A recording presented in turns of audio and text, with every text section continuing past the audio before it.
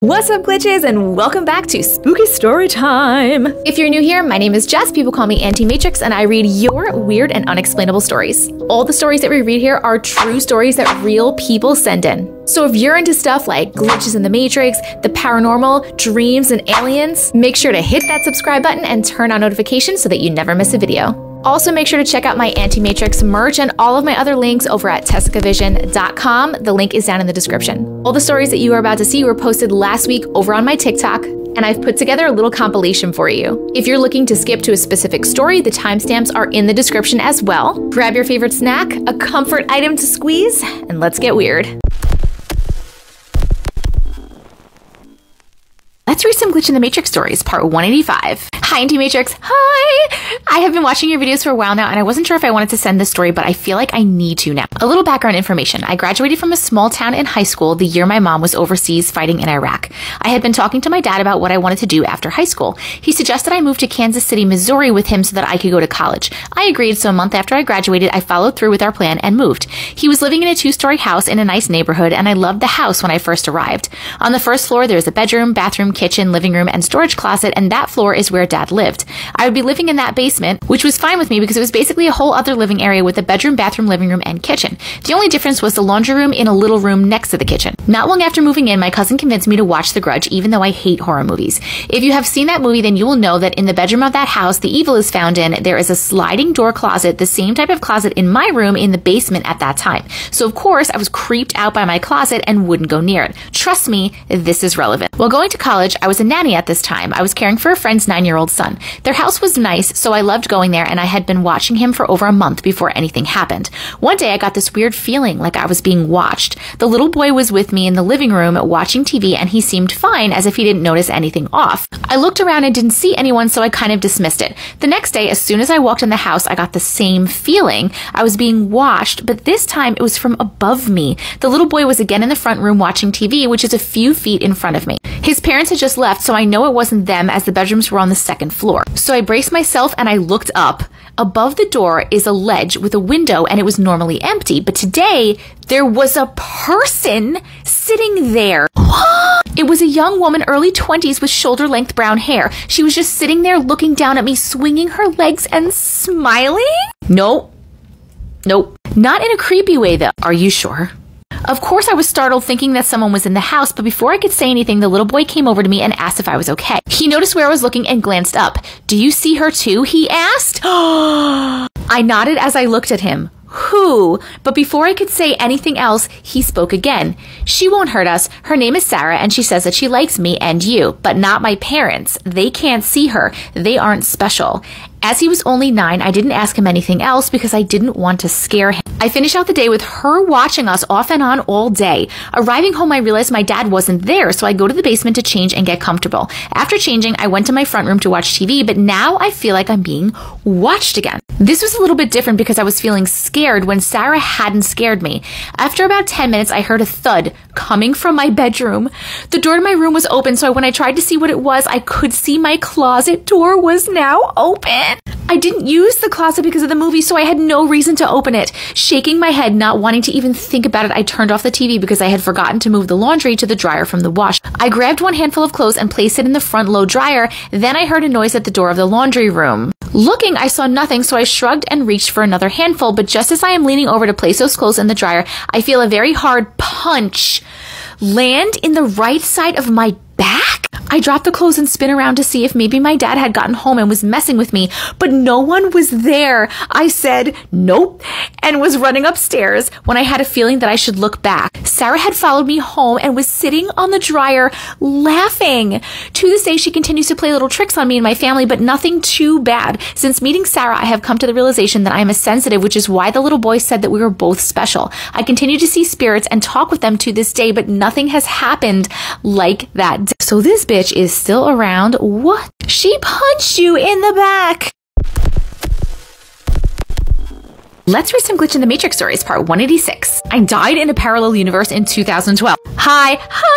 I love your channel. I love your channel. You know what I mean? I never really thought this was a glitch in the Matrix or a shift into a parallel universe, so I'm curious what y'all think. Back in 2012, I used to work at a car sales company in Los Angeles, but I lived in Pomona, about an hour from the city, with my husband, then boyfriend. The fastest way to get to work to avoid traffic was to take the train from Pomona Station to Union Station, then take the red underground train from downtown to Midtown, get out and cross 4 blocks where my work had a shuttle to pick us commuters up to go to the office.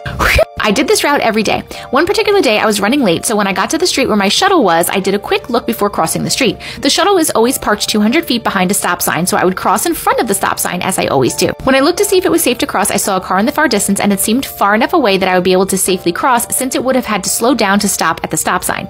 Next thing I know, the car hits me as I'm crossing the street. I instantly got a bolt of energy and headed to the shuttle as if nothing happened. Everyone in the shuttle from my company was in complete shock because they saw what happened. They called an ambulance who looked at my body for any bruises and saw only a small bruise where the impact of the car hit me.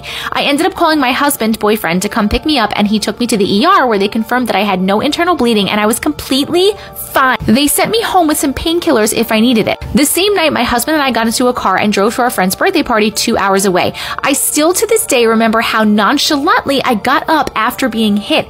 It was like I shifted into another reality. Maybe I wasn't supposed to die in 2012? I don't know. What do you think? I need to know, how fast was the car going when it hit you? And normally I would call this quantum immortality, but the fact that you had a small bruise from what happened and people saw it happen, that's what makes me think, like, was this not quantum immortality? Maybe you didn't die? Have you noticed anything different or weird in your reality since then? But if that wasn't it, what happened? Maybe someone just saved you. Maybe you had some angels over there helping you out. I don't know, man. What do you guys think? Let's read some Glitch in the Matrix stories, part 187. Aliens or angels, I still don't know, but I know they're playful. Hi, Auntie Tricks. Hi, Auntie Tricks. That's like a very cute little variation. I love your stories so much. I swear they open my eyes more to the world around me. The story is a bit weird, even to myself, and I'll try to explain it as best I can. It wasn't until recently when I had this memory unlocked. I was scrolling through Instagram Reels at night and I came across this video of an alien sighting in Puerto Rico many years ago. In essence, the creator of the video was explaining how in 2013 in Aguadilla, Puerto Rico, I don't know if I said that right, the Custom and Border Patrol catched something on their radar and sent out a pilot to investigate. The pilot was able to record it. I'll paste a link to a video similar to the post I saw about it, and it was an orb or a disc like UFO that split into 2 as it was in flight. Split into 2? That's interesting. This is where something started sparking in me. For context, I'm from Puerto Rico, grew up on the island until I was about 11 or 12 years old, now 24. I went to the comment section of the video and started reading stories from other people on the island sharing their experiences with UFOs, and they were all the same: flying lights in the sky, playful. That's when the memory hit me like a double-decker bus. I remember I was visiting and staying with my grandma in Commack, Puerto Rico, and one night, me and my cousin, visiting her grandma, my cousin's sister, were sitting out on the balcony of the second story of my grandma and her sister's house. In Humacao, I'm so sorry, I'm definitely not pronouncing these. Living deep in the mountains, the skies are crystal clear at night with no light pollution, and since there isn't Wi-Fi or good reception, I got it. Since there isn't Wi-Fi or good reception, it's not much else to do but enjoy the nature around you. Me and my cousin were about 9 or 10 years old at the time. We were just talking when something in me told me to look up. I don't know how to describe it. It wasn't a voice, it was a feeling, like a pull. So I looked up and my cousin followed my gaze. That's when we saw it, or rather, them. It was 2 orbs of light, one pale pink and the other pale blue. They were absolutely beautiful. It's like they were playing in the sky. They were going around in circles, peeking in and out of the clouds. It looked almost as if they were playing tag with one another. I remember feeling a wave of peace and relaxation wash over me as I stared in awe. I didn't dare take my eyes away from them until they were out of sight. At the same time, me and my cousin looked at each other with wide eyes, both of us slightly scared but more astounded than anything, and just ran inside to wake my grandmother and tell her what we just saw. We told her, and my grandma just warmly smiled. My grandma, she's very religious, Catholic, as is much of the island, or was at the time. She told us that they were angels playing in the sky and that she had seen them too. She even told us that once, many, many years ago, one of them visited her at night and it floated right where we stood near the door of the bedroom. She told us how she felt safe and at peace when the guardian angel visited her and that they're here to watch and protect over us. Fast forward to today, now thinking about this memory, I don't know if the floating orbs of light in the sky were aliens or angels. I myself am also Catholic, but I also believe that God did not just create life on Earth, that life is all across this vast expanse of space. Perhaps they were angels or visitors from another planet, but who knows? It's interesting to me that to this day, so many people on the island witnessed them. I wonder if the orbs are the same ones me and my cousin saw that day. Let's read some Glitch in the Matrix stories, part 188. Am I from another dimension? Hi, Jess. Hi! I've been debating telling this story as I've never told anyone about it before. When I think about it myself, I think I sound delusional, but I know this is real, so I have to share it. This one is long, so I apologize for never apologize for the long ones. Trigger warnings for miscarriage, drug addiction, TBI, and abuse. For some context, let's start when my parents were in high school. When my parents were 15, my mom got pregnant. This was winter 1996 in a very conservative small town, so it was definitely frowned upon, and both of my parents got a lot of negativity sent their way because of it. Not too long after the pregnancy was public knowledge, my mom unfortunately had a miscarriage, but she always said that she knew it was a girl. The next summer, about a year and a half later, before their senior year, my mom got pregnant with me, and I was born in March of my parents' senior year. My parents graduated high school on a Thursday, had senior prom on Friday, and got married on Saturday when I was about 2.5 months old. I had a great childhood, and I have a brother who is a couple years younger than me. When I was 10, my parents got divorced, and a few months later, my dad was in a bad car accident, but we were very lucky, and he had very few lasting impacts from it after initially healing. He got remarried and had 3 more children with my stepmom. Growing up, my parents co-parented very well together and were the best parents anyone could ever have asked for, and my brother and I split time 50-50 between their homes after the divorce. Flash forward to college, I took a gap year after high school and met a boy, let's call him Ben, my sophomore year of my art program. We almost immediately started dating and were together for 2 years. This is where it starts to sound like I'm delusional. When I was 22, I was at my grandparents' house for the 4th of July, as we did every year, and we had a barbecue. Then watched the fireworks at the fairgrounds from their house. They still lived in that small town, so everything was visible from everyone's homes. I had a strange feeling that this would be the last time I saw my parents. I didn't know why, and I didn't feel scared, but I was a bit uneasy. I stayed later than I originally planned to spend extra time with my family. I lived in a city a couple of hours away at this point for school, so I usually liked to leave before it got too late. The next day I woke up and nothing drastic had happened, so I just assumed the feeling I had about not seeing my parents again was nothing and tried not to think about it. That night, though, I went on a date with Ben to one of our favorite restaurants, and it was a night when we were both supposed to sleep at our own apartments, but I felt like I had to ask him to stay at my place. I told him I didn't know why, but I needed him to stay at my place, and I told him about the feeling I had the night before at the family barbecue. He stayed over, and after we went to sleep, I had a dream that I was sitting with a woman who was probably a couple of years older than me, and she had a clipboard with a checklist. Interesting. She asked me if I understood the decision I was making, and I said yes. Then she started telling me things about my childhood that I knew were absolutely not true. She told me a lot of things, but most importantly that my parents got divorced shortly after my brother was born.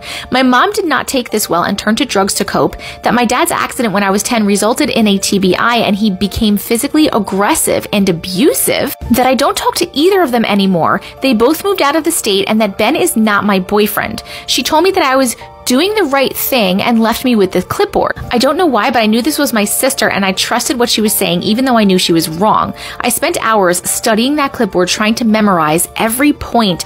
I knew that I had made some sort of big decision and I wouldn't be able to take back, but I couldn't remember what it was. What? I woke up in the morning of the 6th alone in a room I didn't recognize. Even though I was certain that I had never seen this room before, it felt familiar. I checked my phone to try to figure out how I ended up in this room without my boyfriend. I had 2 texts, one from my brother asking if I had seen that our mom checked into a rehab facility in her new town in Delaware, and one from a friend from high school saying, "I'll pick up more toilet paper after work, enjoy your day off." I did some social media research and discovered that everything my sister had said in my dream was true. My mom was in a rehab facility in Delaware, my dad was divorced again and living in a treatment center for TBI patients in another state and had lost custody of all his children.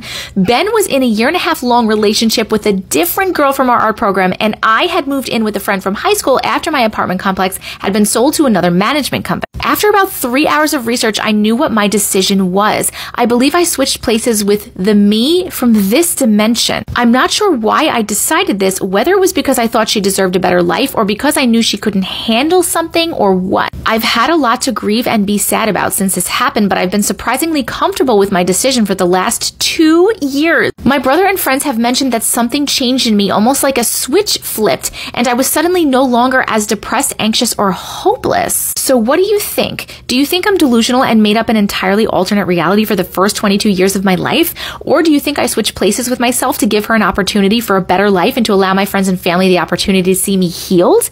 And do you think my sister visited the other me that night too? Friend, I don't know what I think. I think this is crazy. But no, I don't think you're crazy, and I don't think you're delusional, and I don't think you made up the first 22 years of your life. I believe you. I mean, I guess if your brother and friends have mentioned that you're no longer depressed, anxious, and hopeless, like maybe you did switch realities for this you and this reality, but Why would you do that? And then where did the other you go? I'm honestly very confused. What an interesting story, though. Thank you so much for sharing your story. I can't even imagine what that would feel like to be in a completely different reality and have to live there forever. I can understand why you said that you've had a lot to grieve. All right, people in the comments, what do you think? What do you think?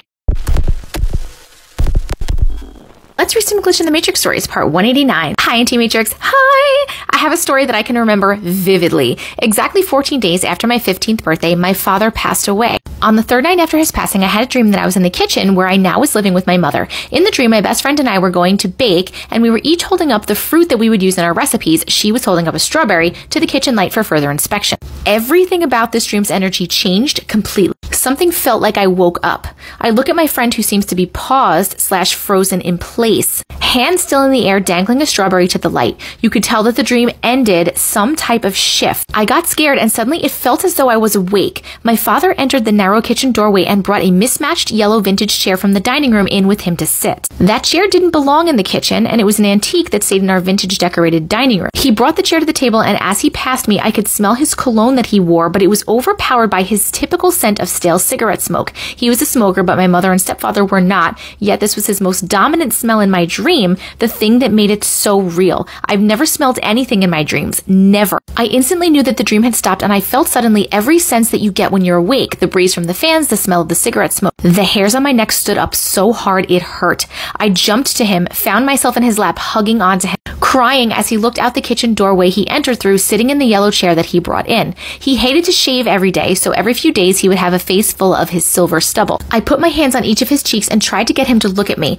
There were questions from the law about how he died. There were some things that had been thrown around, including it not being an accident. I asked him what happened and how was he here. He said he knew that he had passed away. I could feel his warm skin and his warm chest and his stomach move as he breathed. I took in every detail. I was shocked to be looking at this very real version of what I had been told was gone forever. He would not look at me, almost like he couldn't keep his eyes from straying from something straight ahead that I could not see. I felt like it was hypnotic to him, like maybe the light people talk about seeing when you cross over. He did tell me, no, it was natural causes. I'm sorry, I love you, but that now he had to leave. He stood up and I fell to the floor crying from the chair. He walked 2 steps and disappeared into thin air. My dream from before unpaused. My friend began moving, but the next thing I knew, I was sitting up in my bed, not laying down, like snapping out of a trance with tears all over my face and shirt. I felt like I really saw him. I felt his facial skin, his stubble on his beard area, and remembered feeling him breathing. I ran to the kitchen from my room. The time in the kitchen was 3:37 a.m. on the stove clock. The yellow chair was in there, in the spot that he moved it. A spot it was not at the prior night to me falling asleep, or ever for that matter. That was my first panic moment. I ran through the house to the upstairs room where my mom and stepdad slept. She came downstairs with me as I pointed the chair out. She knew it was real. You could see it on her face, ghost white. She confided in me that the day after he died, the day before my dream, she was on the phone telling the family of his death, and his voice would cut into the phone line and into each conversation yelling, "I'm not dead," at her angrily over and over until each conversation was finished. What the fuck? No one else heard it on the line but her. His ex also had a visit the same night as me. She told him he was dead. "Mike, you died." He just looked at her shocked and left. She said it was like he was confused why she would tell him such a thing. She came to visit my mother hours before my dream. I remember how she looked, like she needed to talk to my mom about something troubling her. Turns out it was my dad's visit hours before mine that night. The day I had my visit, I believed he found acceptance and crossed over. Like I was the last visit and he had finally realized what had happened. I will never get over that things were literally moved in that supposed dream, that the real dream paused and everything got extremely real. Senses that I should never have sensed if it was a dream. Yo, this one was crazy. First of all, having him on the phone yelling that I'm not dead is terrifying to me, interrupting all the phone call. I guess he was doing that first, then he went to go visit his ex in the dream, and the ex was like, "You're dead," and he was like, "Shit, am I dead?" Then he came into your dream, I think I agree with you, knowing, okay, yes, I'm dead and I have to go now. I guess saying his goodbyes to you. I agree, I think that was like his last stop. The fact that the fucking chair was moved in the kitchen, crazy. Let's read some Glitch in the Matrix stories, part 190. The Weird Brown Blob. Hi, Auntie Matrix. Hi! I have a weird story for you. When I was 19, I lived with my ex-boyfriend and his grandfather in his log cabin that he had built for his late wife, my ex's grandmother. Upstairs was the kitchen, living room, deck, dining room, and a bath. Downstairs was our bedroom, grandpa's bedroom, the laundry room, another bedroom, and his grandma's at-home salon because when she was alive, she was a cosmetologist. I was fresh out of high school and I was babysitting my nieces for work at this point, and I also kept up the house, laundry, cleaning, cooking, and watched over the house when my ex and his grandfather traveled to maintain the apartments they owned and rented out. No one ever died in this house, but I definitely feel like there was something on the land before. My ex and I got a dog, as I would be very lonely when he was gone, hours away for a week at a time working on maintenance stuff for the apartments. We named the puppy Rosemary. We rescued her, so she was a bit skittish, but she was a super loyal, protective, sweet dog. The first thing I ever noticed weird happen in the house was when my ex was home. We woke up and went up the stairs, and all of the pictures that were on the mantle above the fireplace were all over the floor. The next weird thing that happened was my dog Rosemary would growl at the wall sometimes. Dogs know, man. Animals know. A lot of the time it would be right before going to bed. She always slept right next to my side of the bed, and there would be times her hair would stand up straight and she would be standing there staring at something we couldn't see and growling at it. Oh, a few times this also happened when I was upstairs cleaning or making breakfast, and one of the times she jumped backwards and ran under the table and wouldn't get out from under the table for 20 minutes. But of all the creepy things that happened, I'd have to say the worst was one day in the middle of the day, I was taking a break from cleaning and I was sitting on the couch reading when out of my peripheral vision, I saw what I can only describe as a brownish blob that was as big as a person appear out of nowhere outside over the railing of the deck, and as abruptly as it appeared, it fell fast downward. I turned my head to see what that was that I saw out of the corner of my eye, but by the time my brain registered there was something to even look at, it had already started to fall and I missed it. Then I heard the loudest boom noise. It was so loud I thought it must have been a tree falling, and that's what I must have seen out of the corner of my eye. I ran outside because my first thought was to make sure that my ex's grandpa was okay because he was outside doing yard work. When I ran outside, I looked over the railing and there was nothing there, and then I ran around and down to see if there was something that I was missing, and all I found was an equally frazzled grandpa who didn't see what it was but heard it too and was just as shocked to find that there was no explanation for what the fuck was that. I get that your dog was seeing something because that happens, and your dog was definitely scared of some sort of entity being your spirit in your home. Then you said big brown blob, and I'm like, okay, that's you seeing the entity because it's like a big brown blob thing or whatever. But then that thing falls and makes a crashing boom noise equal to a tree falling, and nothing is there, and your grandpa hears it too, so it wasn't just in your head. What was that? Let's read some Glitch in the Matrix stories, part 191, The Devil in My Basement. Hey there, Auntie Matrix. Hi! First, I want to say that I'm so happy I found you on TikTok. It makes me feel like I'm not alone because as far back as I can remember, and even now, I still see and hear things. It feels good to know that I'm not alone because I have told my mom while growing up all the things I experienced, but she always said, oh, you just have an overactive imagination, and that was it. We believe you! Also, parents, don't discount what your kids say, man. Anyway, to set the scene, when I was 12 years old, I lived in an old Victorian and had already been seeing and experiencing some really creepy things. So one day, I was home alone, my mom was at one of her 3 jobs, and my older brother was out with his friend. I promised my mom that I'd wash and dry and put the clothes away so that she wouldn't have to. I was obviously the responsible one and my mom's kids anyway. The laundry room was downstairs in the basement. Scared face. Big scared face for basements. So I did what my mom asked and I went downstairs to the basement to do the clothes. Now the washer and dryer were right next to this brick wall with a huge hole in it that led to beneath the kitchen. What? So does that mean that the hole is like in the kitchen floor too? Why is there a hole? Anyways, I'm trying to do the laundry and I hear someone or something say my name. I freeze and I hear it again saying Angela. No, get out of there. I turn to where I hear it coming from, and it's coming from the pitch black hole in the wall, and all I see is 2 piercing red eyes staring at me. There's eyes in the hole. It says my name again, but this time it says, come here.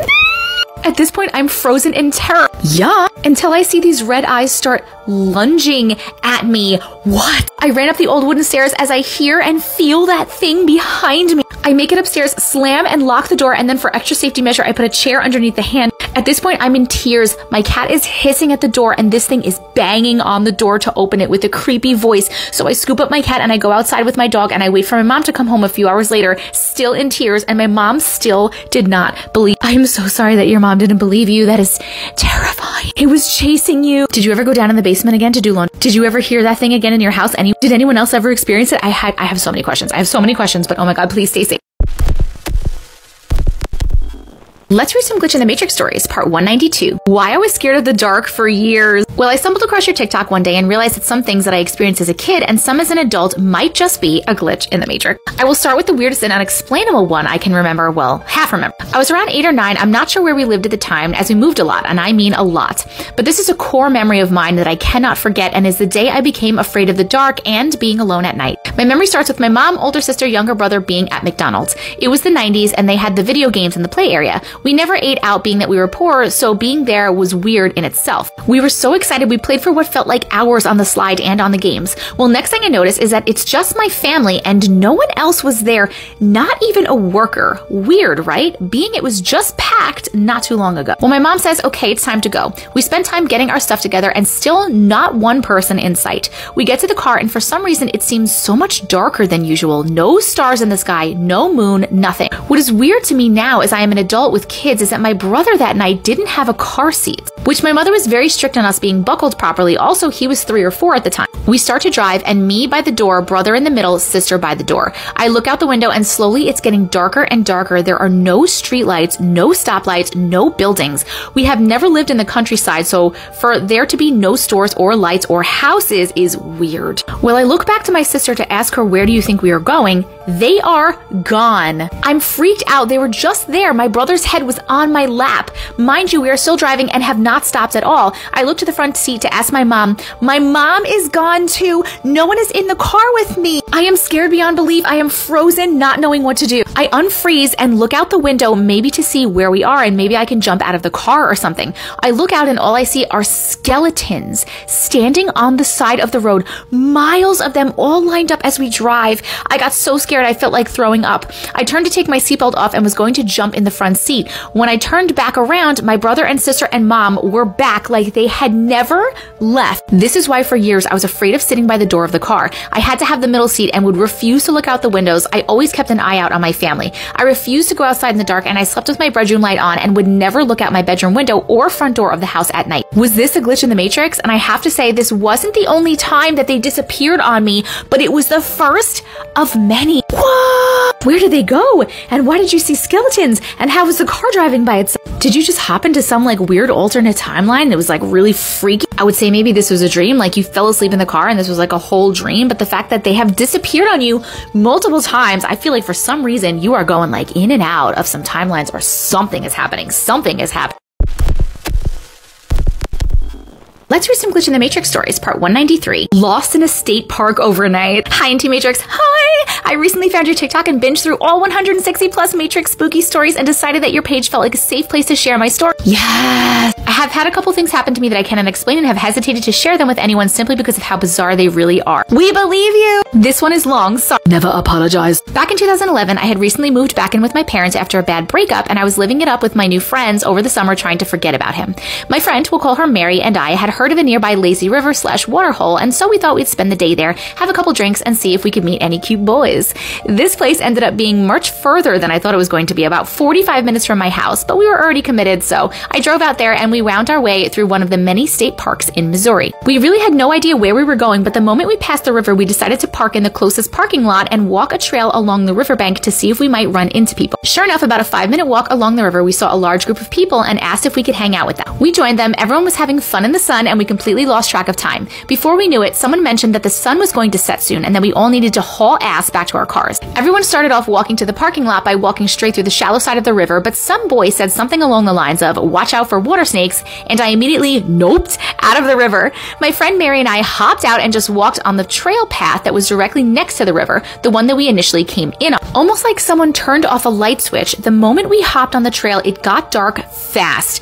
We somehow managed to get a little behind the group and could no longer see them, but we could still hear their voices and we followed along. After a few moments of this, Mary and I realized that we had been walking on the path for a really long time and thought that there was no way that we walked that far to begin with. It was at this point that we realized we could no longer hear anyone's voices and the light was almost completely gone. Fear began to creep in as we realized that we were wearing only our swimsuits and flip-flops. We had no idea where we were and we were about to be stranded in the dark. We thought maybe we had gone too far and overshot the place that we had parked, so we backtracked along the trail to see if we might stumble on my car. If you haven't been deep in a state park after dark, basically the amount of trees completely closed us in. There was no light from the moon or stars, no artificial light, nothing. It was so dark that I could not see my hand directly in front of my face, like being stuck in a vacuum. Not only that, but all the warmth from the day completely vanished and we were absolutely freezing. I know at this point you're probably thinking, why don't you call someone to come help you? But we had both left our cell phones in my car knowing that we'd be spending the day in the water.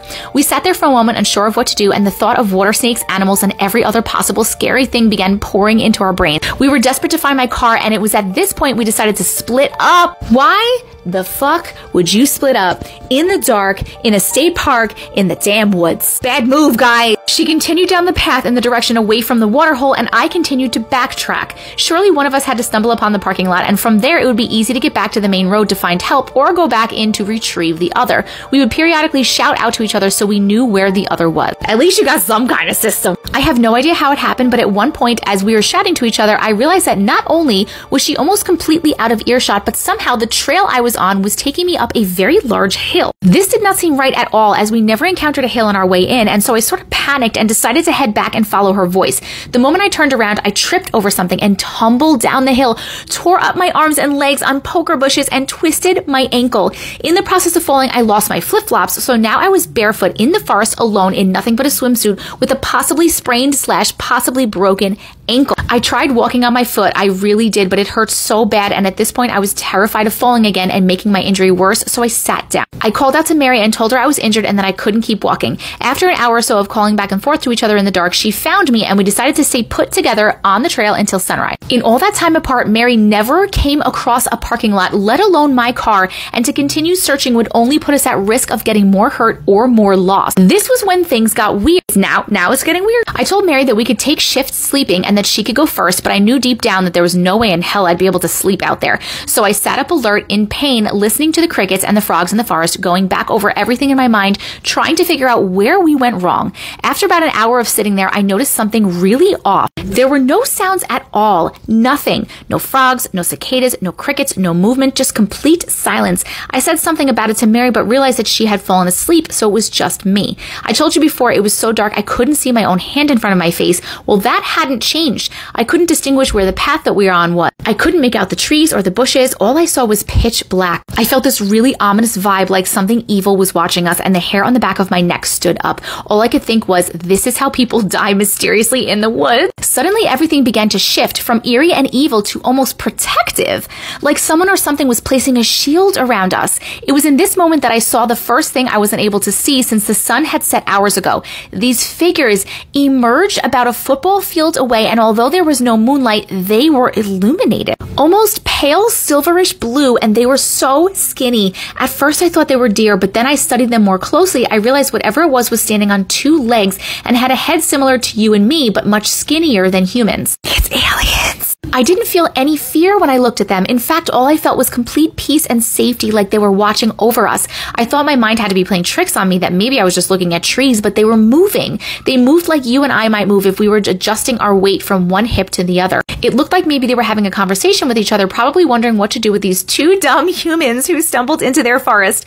I stared at them and they stared back at me, just watching each other for about 15 minutes or so. It was like they were equally as curious about us as we were about them, but they stayed at a distance. The next thing I know, I can hear crickets and frogs again, and then shortly after that, the figures disappeared back into the darkness. From there, I fell in and out of consciousness until I finally opened my eyes to daylight. I was able to get a good look at my ankle, and it was incredibly swollen and purple. If I tried to put any weight on it, I would fall over in pain. Mary wandered down the path a little ways to search for our car when she heard a man calling out to us. Someone had sent out a search party when they saw my car was still in the parking lot from the night before. From there, somehow they were able to get us both on a golf cart and drove us on a gravel path back to my car. Oddly enough, the path back to the car was a 15-minute drive, so I have no idea how far off we ended up, but we had backtracked way beyond the waterhole. I still have no idea what I saw that night, but I know that whatever was watching us was protecting us from something else. I have learned so much about general preparedness and safety since this event and will never enter a park again without proper gear. I'm so happy those aliens came to save you and they protected you. Oh, that's a crazy story. Be careful in the woods, friends.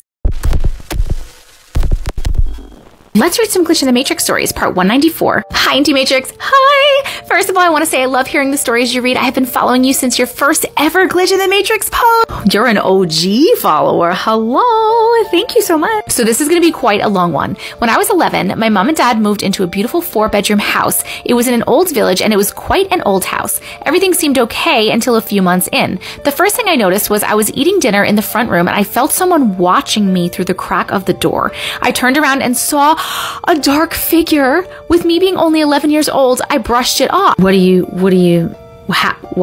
you brushed it off? On another occasion in the house, my mom asked me to watch my baby sister, who was 1 at the time, in her baby walker. I watched the baby walker be pulled into the bathroom and my sister fell out as there was a small step into the bathroom. My mom obviously didn't believe me when I tried to explain. Oh my God. A few weeks later, we had a big family barbecue. I looked up at my baby sister's bedroom window and again saw the dark figure watching us. I started having more weird feelings myself, as in I thought I could float down the stairs.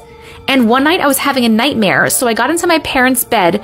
That morning, my sister woke up and started waving at the bedroom door, saying, "Hiya!" So moving on, I went to check on my baby sister while she was napping in her cot, and to my surprise, she had the blanket tucked all the way around her, right over her face, and her doll was laying on the top of her in the position that my sister was sleeping. What? I told my mom, as she instantly runs upstairs and told me it was nothing to worry about. Shortly after my mom said we were moving house, back then I had no idea why, the day came for us to move house and the black bags that had teddies and clothes in them were being pushed down the stairs and the beds were being rattled. I feel like that spirit, whatever was in there, did not want you guys to leave the house. So fast forward to me being an adult. I was married, me and my husband owned our house, and we had our first baby. My daughter slept next to me in her bassinet. I woke up one night with the feeling I was being watched at the end of my bed, checked on my daughter, and she had the blankets tucked right over her face with the teddy again laying in the same position. She was on top of her.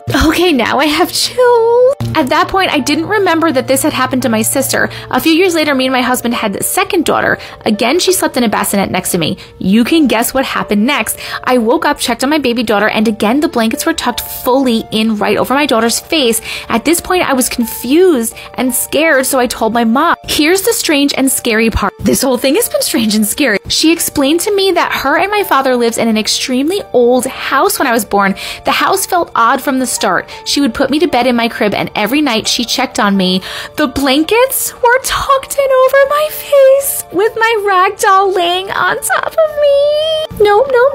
I couldn't believe it, and I feel like something has followed me from when I was a child. Yes! I'm a bit older now, and I still feel someone watching me from time to time and will sometimes see shadows, but I make sure I check on my daughters every single night before I go to bed, even though they are nearly teenagers. Oh my God, I didn't like that one. What was that thing doing? Like, was that entity, like, trying to suffocate the children by covering their faces and putting the doll on top? And like, what was with the doll on top? And then it followed you to your house, but it only happened those 2 times. Did it happen other times, or that was, what the fuck? Let's read some Glitch in the Matrix stories, part 195, Past Life Glitch. Hi, Auntie Matrix. Hi! There's so much weird stuff happening in our world, and I feel like people need to hear my experience because it still freaks me out to this day, and I would love to hear opinions. Sorry, it's a long one. Love your channel. When I was 13, my parents took my sister and me on vacation to New York City. We lived in London at the time, but moved to New York City a couple of years after this trip and had been there a couple of times before, as my dad's originally from there. We're enjoying the trip, and after a couple of days, my parents tell us we're going to visit a woman in Stewitown, around the Lower East Side of Manhattan. They said that she was old friends of a woman who was basically me and my sister's surrogate grandmother growing up in London. My parents had met this friend before a couple of times, but me and my sister never had. So on this day, we all go to see this woman. I think she was in her 90s, and we get to her front door, and me and my sister are a bit tired and annoyed from walking all day. Let me preface this next part by saying I wasn't religious, spiritual, or anything of that nature at all up until this day.